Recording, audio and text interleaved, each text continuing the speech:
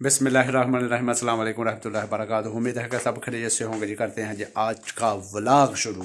तो व्लॉग इस तरह से है कि यार जो भी यूज़र हमारी वीडियो को देख रहे हैं उनसे रिक्वेस्ट है यार कि हमारी वीडियो को जो चैनल उसको सब्सक्राइब करें और वीडियो को लाइक करें। यार बंदा उर्दू ते चज दी बोल लेना।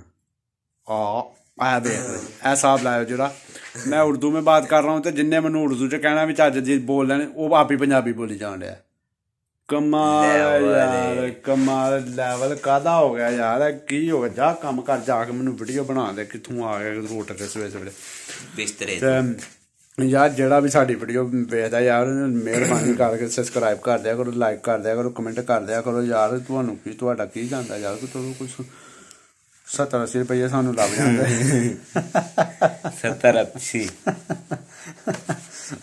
यार गप्पानी ना मानी 70-80 तो नहीं ना लगता। हाँ किन्ने 100-150 ले लो नहीं 100-150 का जिंगर नहीं आंदा तेरे यार जेड़ा ना यार भी भेजदे ने उन्हें अगे भी रिक्वेस्ट करो यार। कोई मसले वाली गल नहीं यार। एक रिक्वेस्ट है यार बड़ी जरूरी।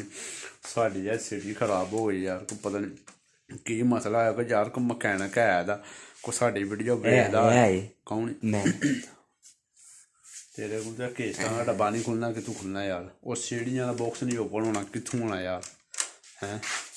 ते चलो कोई गल नहीं बता ये पता कोई नहीं कोई लभना कि नहीं सानू मकैनिक लभना कोई यार। कोई ऐसा मकैनिक कोई जेह्ड़ा साडी वीडियो वेखदा है ते वेख के सानू कमेंट कर दे यार मैं सही कर लैं यार। ते असीं करी एडा मैं इंपोर्टेंट मैसेज दे रहा तू अपनी अगे गल कर यार। अज हाँ कड़ी